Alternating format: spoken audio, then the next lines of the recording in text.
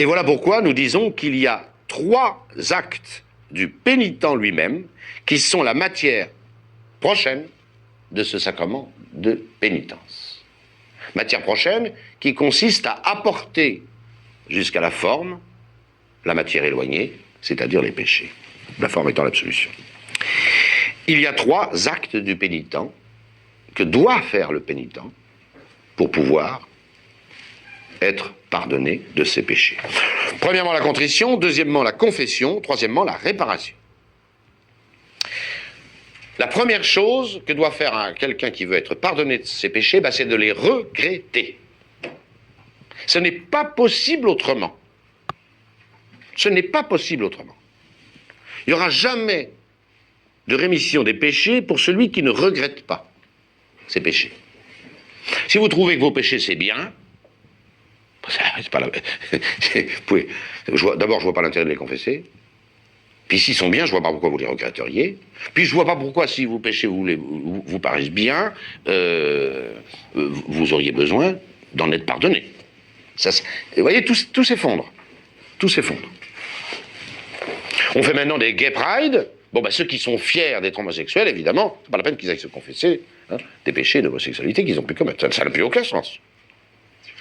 Il faut déplorer, regretter ce qu'on pense être mauvais. C'est impossible. Vous voyez, dans l'Évangile, toujours, Jésus exige ce minimum qui fait que les péchés qu'on a faits, on les regrette. Ça ne peut pas en être autrement. Dans cette contrition, ce regret de ses péchés, il y a nécessairement le propos de ne plus les commettre. J'ai pas dit qu'il y a nécessairement le fait que vous ne pécherez plus. Non. Mais il y a le propos, la décision, la volonté, avec l'incroyable faiblesse de la nature humaine, mais d'éviter à l'avenir ces péchés. Pourquoi ? Ça fait partie de la contrition. Si vraiment vous déplorez d'avoir commis un acte, il est nécessaire que vous ayez en même temps la disposition de ne pas le recommencer. Sinon, c'est que vous pensez qu'il n'est pas mauvais. Vous ne pouvez pas en sortir, ça. C'est obligatoire. Il ne peut pas y en être autrement. Donc, pour qu'un péché soit pardonné, il faut d'abord qu'il soit regretté, ce qui comporte qu'on essayera de l'éviter à l'avenir. Il ne peut pas en être autrement. On distingue maintenant 2 sortes de contrition, tout à fait distinctes, et comprenez-le, c'est très important, et très utile concrètement dans la vie chrétienne. La contrition parfaite, qu'est-ce que c'est ? C'est la meilleure, c'est la bonne, elle est parfaite. C'est le regret de ses fautes parce qu'on aime Dieu. Faire de la peine à quelqu'un qu'on aime, avoir offensé quelqu'un qu'on aime, vous me direz c'est normal. Oui, c'est vrai, c'est normal. Mais avec Dieu, c'est pas évident. C'est pas évident. C'est une disposition merveilleuse. J'aime Dieu, c'est premier. J'aime Dieu, je l'ai offensé, et je le regrette vraiment, parce que Dieu est bon. Parce que c'est mon Père, parce que ceci, parce qu'il est infiniment miséricordieux, parce que, etc. Voilà. Ça, c'est de l'or. C'est de l'or en barre, la contrition, en lingots même. Voilà. Cette disposition est telle, si vous avez bien compris ce que je viens de dire, qu'elle pardonne les péchés d'elle-même. Si quelqu'un aime Dieu, et parce qu'il aime Dieu, il regrette ses péchés lui sont déjà pardonnés. Parce qu'on l'a déjà dit pour le baptême, c'est la grâce, c'est le Saint-Esprit qui pardonne les péchés. C'est pas la rémission des péchés qui donne la grâce, c'est le don de la grâce qui pardonne les péchés. Ça, on le redira tout le temps. Et puis les chrétiens n'arrivent pas à se mettre ça dans la tête. On a beau leur dire, voilà. Je vais pas recommencer l'histoire de ma bouteille, là, pour le baptême. Regardez ce que dit Jésus quand il va donner le pouvoir de pardonner les péchés aux apôtres. Qu'est-ce qu'il leur dit ? Il leur dit, il souffle sur eux, et il leur dit, recevez l'Esprit Saint. Un prêtre, il a l'Esprit Saint. Il est capable de communiquer l'Esprit Saint. C'est incroyable, mais c'est comme ça. Et c'est parce qu'il a le Saint-Esprit qu'en rendant le Saint-Esprit à ceux qui ont péché, il leur rend avec le Saint-Esprit la grâce, et les péchés leur sont pardonnés. et non point l'inverse. C'est très important, ça. Et on verra qu'il ne peut pas y avoir un sacrement de pénitence là où la charité n'est pas là. Qu'elle vienne par la contrition parfaite ou, je vais y venir, par la contrition imparfaite. Vous me direz, mais alors, c'est pas la peine de se confesser, puisque quand on a la contrition parfaite, on est déjà pardonné de ses péchés. Et je maintiens qu'on est déjà pardonné de ses péchés. Quelqu'un qui regrette le mal qu'il a fait, l'offense qu'il a faite à Dieu parce qu'il aime Dieu, cette offense lui est déjà pardonnée. Et c'est très utile d'ailleurs. Si vraiment un jour un chrétien dérape, qui n'attend pas d'aller se confesser pour revenir auprès de Dieu, se blottir auprès de lui et dans ses bras. Il sera pardonné tout de suite. Alors on me dit, mais il n'y a pas besoin de se confesser. Ah, ça j'ai pas dit ça. Il faut se confesser quand même. Et ceci pour deux raisons. Ceci pour deux raisons. La première, c'est que la certitude absolue de cette contrition parfaite, vous ne l'avez pas. Sauf grâce spéciale, vous ne l'avez pas. Vous pouvez penser que, faites en sorte que, c'est pas une chose extraordinaire, la contrition parfaite. Enfin, si, c'est extraordinaire. Je veux dire, en ce sens que ça n'est pas rare. Si quelqu'un aime habituellement Dieu, l'avoir offensé le bouleverse. C'est normal. C'est logique. Mais vous n'avez pas cette certitude. En particulier si vous repêchez tout le temps. Ça n'est que des velléités. Ce ne sont que des velléités. Un peu de sentiment et un peu de... Voilà. Vous n'avez pas la certitude. Comme dit l'Écriture, hein, avec un peu de sévérité, nul ne sait s'il est digne d'amour ou de haine. Bon. Alors, pour assurer certainement la grâce de Dieu, vous devez aller vous confesser. Et puis c'est normal que dans l'Église, il y ait une démarche externe, transitive, qui ne reste pas uniquement à l'intérieur de la remise des péchés. Autrefois, la pénitence de l'Église, elle a été soulagée par les siècles chrétiens, mais elle était très dure, puisque les péchés étaient avoués publiquement devant l'évêque et toute la communauté. Et on était chassé pendant quelque temps de l'Église avant d'être réintégré. C'était autre chose. Il reste ce caractère public. Voilà.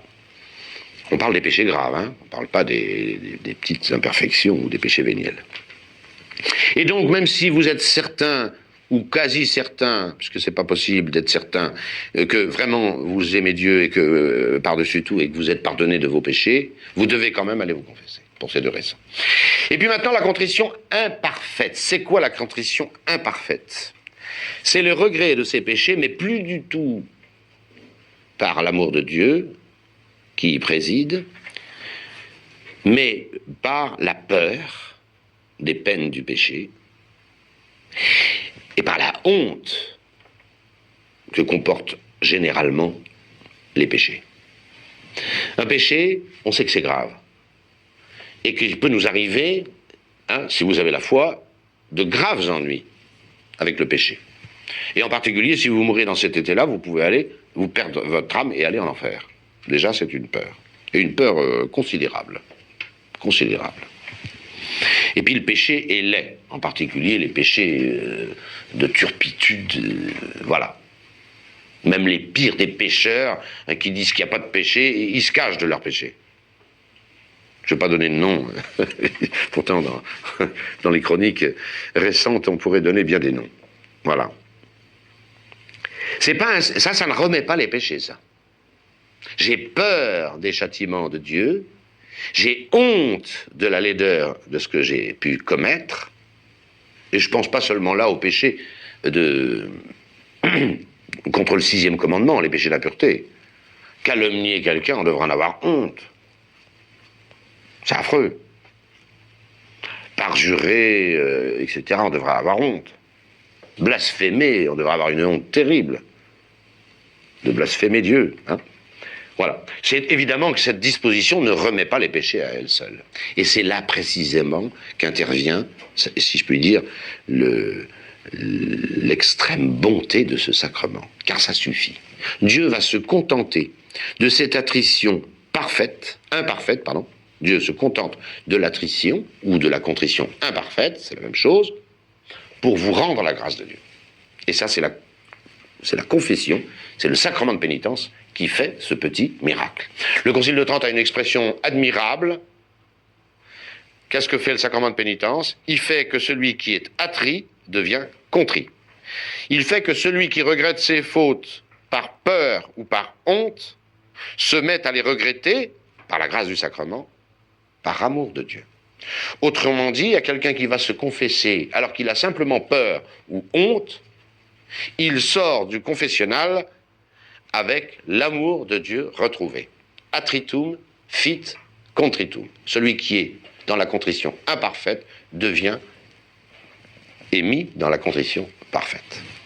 Voilà le miracle de ce sacrement. Et vous voyez que ce sacrement, qu'est-ce qu'il fait? Il rend la charité à celui qui ne l'a pas. Il la rend. Il souffla sur eux, il leur dit: recevez l'Esprit Saint. Et peut-être la chose la plus extraordinaire du sacerdoce, c'est d'arriver, catholique, c'est d'arriver à communiquer l'Esprit Saint. Le prêtre est un réservoir de l'Esprit Saint. C'est comme ça. C'est la doctrine du sacrement. Mais ces péchés, il faut les confesser. Que vous ayez la contrition parfaite ou imparfaite, vous devez confesser ces péchés. Ils doivent arriver devant le juge qui est chargé de les pardonner, de les remettre. Et un juge doit connaître, je l'ai déjà dit, la cause qu'il juge. Voilà, maintenant vous avez on pourra y revenir, vous avez ces absolutions collectives. Elles sont incapables de pardonner les péchés graves si quelqu'un ne va pas se confesser. Car il n'y a pas de possibilité de rémission des péchés par ce sacrement de pénitence, là où le juge n'est pas saisi de la cause. Et la cause, c'est les péchés à pardonner. D'ailleurs, ils le disent même, ce qui est absolument ridicule. Hein. Ils vous donnent une absolution, et puis après, il vous dit, mais pour les péchés graves, vous devrez vous confesser personnellement à un prêtre. Ça n'a pas de sens. Enfin si, dire ça a du sens, mais alors on ne voit pas l'intérêt de ces... Il faut que le prêtre connaisse la cause qu'il va juger et acquitter. Il faut qu'il la connaisse. C'est de la nature même de ce sacrement. Comme la contrition. Il n'y a pas de rémission des péchés là où celui qui a fait le péché ne le regarde pas. Et il n'y aura pas de jugement, de forme, d'acquittement par le prêtre, là où le prêtre ne connaît pas la cause qu'il est censé juger. C'est d'ailleurs pourquoi, je l'ai déjà dit, et je le redis, voilà pourquoi il ne faut pas seulement le caractère sacerdotal, le sacerdoce pour pardonner les péchés, il faut une délégation, une juridiction donnée par l'Église. Et là on voit bien pourquoi. Parce que, encore une fois, la première qualité d'un juge, c'est d'être légitimement saisi d'une cause. Ça, c'est pas la compétence du juge, ou son pouvoir, c'est le fait qu'on lui donne, on lui confie cette cause. Ça, c'est la juridiction. Que ce soit dans l'Église, ou que ce soit dans les tribunaux civils, ou pénaux, la cour d'assises et tout ça, il faut d'abord être saisi par la puissance publique pour juger. Voilà. Alors, de droit divin, la confession appartient à la matière de ce sacrement. Qu'est-ce qu'on doit dire dans une confession? Le Concile de Trente a été extrêmement précis. Et il n'y a rien à enlever, rien à ajouter. Le Concile de Trente demande à tous ceux qui vont se confesser de confesser les péchés graves, au moins ceux-là, qui n'ont pas déjà été pardonnés par le pouvoir des clés. C'est-à-dire qu'on a commis depuis sa dernière confession. On peut faire plus par dévotion personnelle, mais ce qui doit être confessé, c'est les péchés graves non déjà pardonnés par une précédente absolution. Et le Concile de Trente précise, ces péchés, ceux-là qui n'ont pas été pardonnés, le nombre, avoir trompé sa femme une fois, c'est grave, mais la tromper continuellement, c'est infiniment plus grave. Bon, donc il faudra dire, grosso modo, au moins combien de fois. Voilà. Avoir une fois piqué dans la caisse de l'entreprise, c'est pas beau du tout. Et si c'est une somme un peu conséquente, c'est un péché grave. Mais quelqu'un qui vole sans arrêt dans la caisse depuis des années, c'est autre chose. Il doit dire le nombre. Et puis une troisième chose doit être confessée, les circonstances, pas toutes les circonstances. Ces circonstances qui ajoutent une nouvelle espèce de péché. On n'est pas tenu de confesser les circonstances aggravantes de nos péchés, en tant que telles. Sauf celles-là qui changent l'espèce du péché. Je vais vous donner un exemple. Voilà. Vous vous êtes battu avec votre frère, vous êtes battu avec un copain ou un ennemi, bon, jusqu'à le laisser KO, bon, ben, vous devez confesser ce péché. Mais si c'est sur la personne d'un évêque que vous avez frappé comme ça, vous devez préciser parce qu'il y a un sacrilège. En plus. L'acte est le même, mais il y a un sacrilège en plus. Si vous avez volé, ben vous avez volé, vous êtes un voleur. Et si c'est la matière est suffisante, vous avez commis un péché grave. Mais vous devrez également dire si c'est dans une église. Si en volant un calice, comme ça arrive partout en ce moment, hein, vous avez peut-être profané les espèces eucharistiques, vous avez volé un calice qui est un objet consacré, c'est une autre espèce de péché. Vous devez le préciser. Vous avez forniqué. Bon, ben, si vous avez forniqué avec une jeune femme mais qui n'est pas mariée, ben, ça suffit, vous avez confessé ce péché. Mais si cette femme était mariée, ou si vous êtes marié, il s'ajoute une autre espèce de péché. C'est plus que de la fornication. C'est une très grave injustice vis-à-vis de votre femme si vous êtes marié, ou vis-à-vis de la femme, du mari de la femme avec laquelle vous avez forniqué. Ça s'appelle l'adultère. Et l'adultère est une autre espèce de péché que la fornication. La fornication, c'est l'impureté. Et l'adultère, c'est la grave injustice par laquelle un mari trompe sa femme ou une femme trompe son mari. Voilà des choses qu'il faut dire.